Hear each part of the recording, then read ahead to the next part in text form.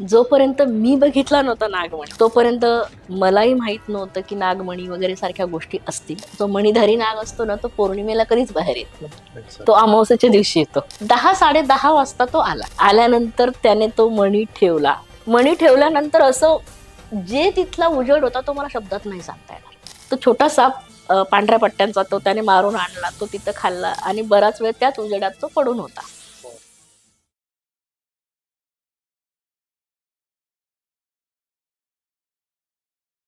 नमस्कार मित्रांनो, cutting by meeting by Chetan Patil या पॉडकास्टवर तुम्हा सगळ्यांचं पुन्हा एकदा स्वागत आहे.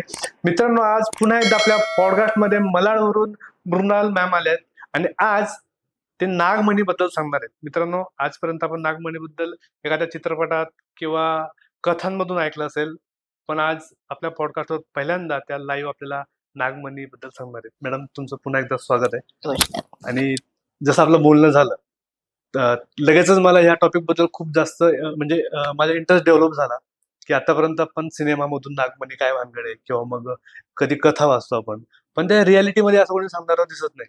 आणि बऱ्याच ठिकाणी असं असतं की हॉरर कथा सांगतात लोक की मला हे दिसलं किंवा हे होतं, पण नागमणी सांगणारं मला आतापर्यंत तरी वाटतं की हे बाबा काल्पनिक गोष्टी असू शकतील. पण तुम्ही सांगितल्यानंतर मला थोडासा आता भरोसा बसतोय त्याच्यावर, पण मला जास्त ऐकायला आवडेल तुमच्याकडनं आता.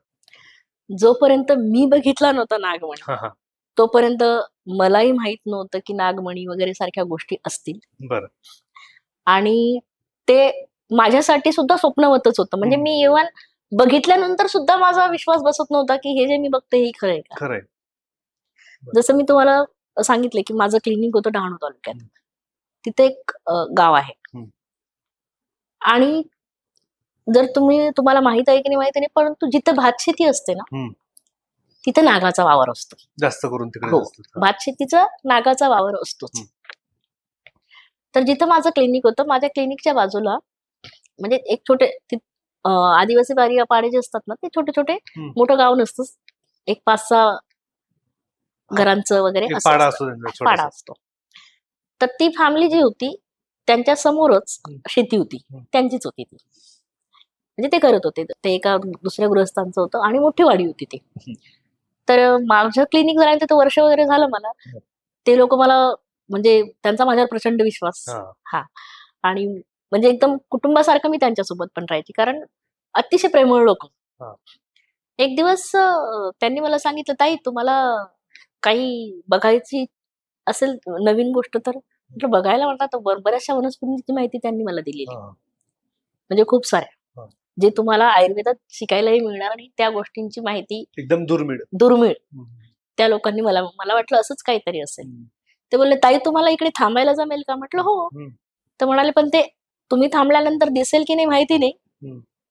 बोलले, आपल्या इथं जो नाग फिरतो ना तो मणिधारी नाग आहे. मी तर उडालेच. म्हटलं काय. म्हणाले हो. म्हटलं म्हणे मीच नाही, इथं आपला पूर्ण परिसर उभा राहत. म्हणजे असंही नाही की एखाद्यालाच दिसलं वगैरे अशातला भाग नाही. तो जेव्हा यायचा तेव्हा त्या एरियातली सगळी लोक उभी राहायची त्याला बघत. बापरे. हो.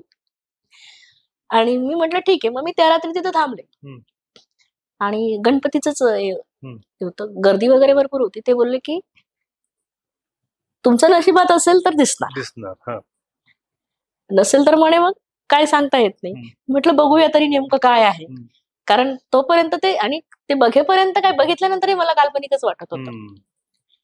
मग त्या दिवशी थांबलो. ते बोलले की आता एवढी गर्दी आहे ना, कदाचित आवाजामुळे येणार. मग नेक्स्ट डे परत मी थांबले तिथं. आणि सगळ्यात महत्वाचं म्हणजे जे बरेच म्हणतात की पौर्णिमेला नाग वगैरे निघतो, नाही. नाग जो मणिधारी नाग असतो ना तो पौर्णिमेला कधीच बाहेर येत नाही. तो अमावस्येच्या दिवशी येतो. जास्त काढवतात. हो.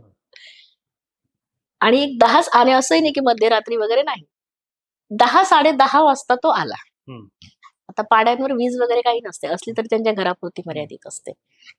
एक 10-10:30 वाजता समोरच्या शेतामध्ये आंब्याच्या झाडाखाली तो आला. ते म्हणाले आता येतो. आल्यानंतर त्याने तो मणी ठेवला. म्हणजे त्याने कसं काढलं ते नाही कळलं आम्हाला. डोक्यावर ठेवला, फणेवर असतो का तो. हा, पण त्याने जमिनीवर ठेवला तो मणी. ठेवल्यानंतर असं जे तिथला उजेड होता तो मला शब्दात नाही सांगता येणार. आणि मी एवढं फ्रीज झाले की ते लोक मला सांगत होते तरी मी हलायला तयार नाही. म्हणजे ते सगळं नवीन ना. हा, आधी जेव्हा तो सांगत होता मला काहीतरी सांगता येते, काहीतरी वेगळं असेल, परंतु मी खूप वेळ फक्त असं बघत बसले. त्यांनी मला हलवलं, ताई तो बघा. आणि सगळ्यात महत्वाचं म्हणजे की खूप सारे अफवा पसरलेले असतात ना नागांच्या सापांविषयी. तेवढ्या एरियामधून त्याने एक साप शोधला छोटा. तो साप मारून त्या नागाने खाल्ला त्या उजेडामध्ये. बापरे. मीच नाही, म्हणजे ते दादा, त्यांची बायको, आजूबाजूचे सगळे ते बोलले फक्त बघा तुम्ही आता तो काय काय करतो. तो छोटा साप पांढऱ्या पट्ट्यांचा तो त्याने मारून आणला, तो तिथं खाल्ला आणि बराच वेळ त्याच उजेडात तो पडून होता. आणि मी तोपर्यंत फ्रीजच होते आणि तेव्हा मोबाईल काही कॅमेराचे वगैरे नव्हते, त्याच्यामुळे फोटो काढण्याचा मग मी विचार केला की आता नेक्स्ट टाइम मी येईल ना कॅमेरा घेऊन येईल. त्याच्यानंतर तो अर्धा तास तिथं होता, असंही नाही की त्याला कोणाचा डिस्टर्ब वगैरे काहीच नाही. आणि अर्धा तासाने तिथून तो मणी त्याने गिळला, काय केलं ते मला नाही सांगता येणार कारण अंधार होता खूप. त्याच्यानंतर तो निघून गेला. हा काय म्हणजे काय प्रकार असतो? बरेच लोक म्हणतात की तो मनी जर तुम्हाला मिळाला तर तुम्ही अमर होतात किंवा मग तुम्हाला नाही नाही, पैसे तसलं मिळतात. काहीही नाही. त्याच्या मागचं सायन्स काय त्याच्या मागचं सायन्स असं आहे की जे मी त्या लोकांकडनं ऐकलं की ताई जसा काजवा असतो त्याचा उजेड असतो, तसा हा मणी कदाचित सापाच्या कुठल्या सिक्रेशन मधूनच तयार होत असावा किंवा काय बॉडी पार्ट म्हणता येईल मनी सारखा दिसणारा जो शाईन करतो. शाईन करतो. आणि त्या लोकांना मग मी विचारलं की याच्याविषयी तुम्हाला, ते बोलले की बघा ते त्याचं आहे ना, त्यातल्या त्यात ती लोक खरोखर प्रेम करतात. निसर्ग प्रेम जे बघावं ना ते फक्त त्या लोकांकडनंच बघावं. इव्हन एक छोटासा अनुभव मी तिथलाच तुम्हाला सांगेल. पेरूचं झाड, भरपूर फळं लागलेली त्याला. त्या मुलीने खालचे वेचून खाल्ले पेरू. मी तिला बोलली बेटा वरते का नाही? नाही ताई ते पक्ष्यांसाठी आहेत ना, आपण तर माणसं आहोत, आपण बनवून खाऊ शकतो. खरंच म्हणजे एवढं प्रेम निसर्गावर ती लोक करतात. आणि म्हणून निसर्गही तिथं सापांचा वावर खूप होता. अगदी माझ्या क्लिनिकच्या पायऱ्यांवर वगैरे साप फिरायचे, पण तिथला एकही माणूस साप मारत नाही, अजिबात नाही. किंवा तेही त्यांना त्रास देत नाही, तेही त्रास देत नाही. माझ्या क्लिनिकच्या पायऱ्यांवर फिरायचे, टेबलाच्या खाली बऱ्याच वेळा असायचा. जो माझ्या तिथं मुलगा होता ठेवलेला, मी तो सगळं करायचा. तर तो मला क्लिनिक मध्ये डायरेक्ट जाऊ द्यायचा नाही. ताई थांबा मी झाडू मारतो, कदाचित खुर्ची, तो सगळं चेक केल्यानंतरच. कारण तिथले साप हे मण्यावर गोणस वगैरे सगळंच काही. परत एक 8-15 दिवसांनी मी ते बघण्यासाठी म्हटलं परत जाऊया कॅमेरा घेऊन. पण ज्या दिवशी मी जेव्हा कॅमेरा घेऊन गेले तेव्हा तो साप निघाला नाही. आणि मला वाटलं काहीतरी वेगळं आहे. खरंच आहे. ज्यांची ती शेती होती ते म्हणाले मी गेली 10 वर्ष ट्राय करतोय बघण्याचा, मला अजूनपर्यंत तो योगच नाही आला. योग आणि नीती हा काहीतरी असेल. मी तर पहिल्यांदा जेव्हा बघितलं तर माझा स्वतःवरच विश्वास बसला नाही. मी खूप वेळा स्वतःला हे मी खरंच बघितलंय का, मी ती गोष्ट कोणाला सांगितली नाही. परत तिथं थांबले. परत अमावस्याच्या एक दिवस आधी किंवा नंतर किंवा अमावस्याच्या त्याच काळामध्ये तो नाग तिथं निघायचा. आणि महिन्यातून तो 1-2 वेळा तरी त्या लोकांना त्यांच्यासाठी ते नेहमीच चालू होतं. तर मी त्यांना विचारलं तुम्हाला कधी वाटलं नाही का हा मणी वगैरे घ्यावासा? तर ते बोलले की नाही ताई, ते आमच्यासाठी नाग असेल, साप असेल, हे जे इथले जे ते देवासारखे आहेत. आणि ते त्यांचं आहे. आणि ते त्यांचं आहे, ते आम्ही का घ्यावं? बरोबर. आणि घेतलंही तर आपण त्याचं करायचं काय? मी म्हटलं याच्याविषयी असं आहे. ते बोलले नाही, निसर्गाने ज्याला त्याला ज्याचं त्याचं दिलंय, आम्ही सुखी आहोत, आपण सुखी आहोत. वाह, किती. आणि हा खूप मोठा संदेश आहे की ज्याला त्याला ज्याचं त्याचं जिथं जो स्पेस आहे त्याची त्याला द्या. निसर्गाशी प्रताडणा करू नका. जसं आपल्याला जीवन दिले तसं निसर्गातल्या सगळ्यांना जीव दिलेला आहे. आपल्याकडे ते शेताच्या बांधावरून भांडण होतात इतकेशा जागी. आणि एवढा मोठा मणी ती लोक दर महिन्यातून एकदा तरी ती बघतच होती. पण त्यांना कधी त्यांच्या मनात पाप वगैरे किंवा काही असं काही आलं नाही. आणि म्हणूनच तो त्यांना दिसत असेल कदाचित. सर्वसामान्य माणसांना किंवा जे असे लोभे असतील त्यांना अजिबात दिसणार नाही या गोष्टी. कारण मन चांगलं पाहिजे होतं आणि असं मनात कोणता लोभ नव्हता, म्हणून ते तो कदाचित तुम्हाला दिसला असेल. आणि त्या लोकांचं मनात तसं काही नव्हतं म्हणून तो त्यांना दिसला असेल. आणि मला फक्त एक क्युरियोसिटी होती की खरंच असतो का. माझ्याही मनात हे झालं की ते त्यात म्हणजे क्युरियोसिटी की हा खरंच नाग असतो का, फक्त चित्रपटांमध्ये वगैरे बघितलेलं ना त्याच्या आणि ऐकलेलं. पण तो असतो, तो मी बघितला पण आहे. आणि ते काही म्हणजे मला नाही वाटत की अमर वगैरे ह्या गोष्टी त्याच्याशी जोडल्यात नाही. त्या दंतकथा असू शकतात. कारण तसं असतं तर काहीतरी कोणाला तरी अनुभव आपण फक्त चित्रपटातूनच बघितलाय ना.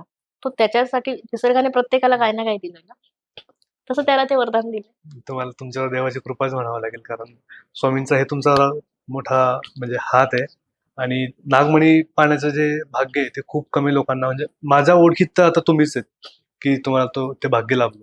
नाही, माझ्या ओळखीत तो अख्खा पाडा आहे, कारण ती पाडा. लोक दर महिन्याला तो बघायचे. बघायचे बरोबर. त्यांच्यावर त्यांचा विश्वास बसायचा, त्यांना ते सांगायचे पण हम्म. इथं असं तुम्हाला बघायचं हा, असेल तर उगाच या. गर्दी होईल हा. आणि ते परंतु ते बोलले की नाही, कोणी सेफ्टी घेऊ नये, पण आपण त्याला इजा काय करायची. हा खरं आहे ना. हा, बरोबर आहे, अगदी म्हणून बरोबर. ते पण ते, आणि त्यांनी मलाही सांगितलं होतं, ताई हे कोणाला सांगू नका, हम्म, हम्म, हम्म.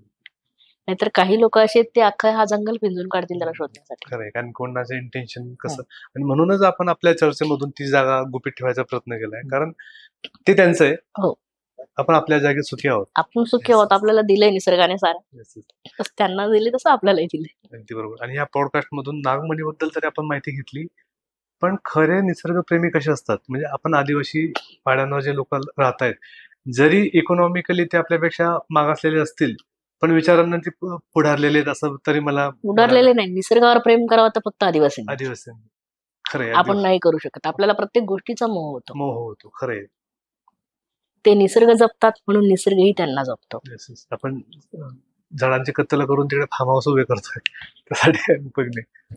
सो आय होप आपल्या प्रेक्षकांना हा अनुभव आवडला असेल, आणि जे मिथ्स असतात नागमणीबद्दलचे ते तुमच्या मनातून निघाले असतील कदाचित, आणि जर इन केस कदाचित तुम्हाला दिसला, अनुभव आला, तर ते तेच आहे, ते हिरवून घेण्याचा प्रयत्न करू नका. आणि असे पॉडकास्ट पाहण्यासाठी चॅनलला लाईक, शेअर, सबस्क्राईब करायचं विसरू नका. Thank you so much for watching this. Thank you so much.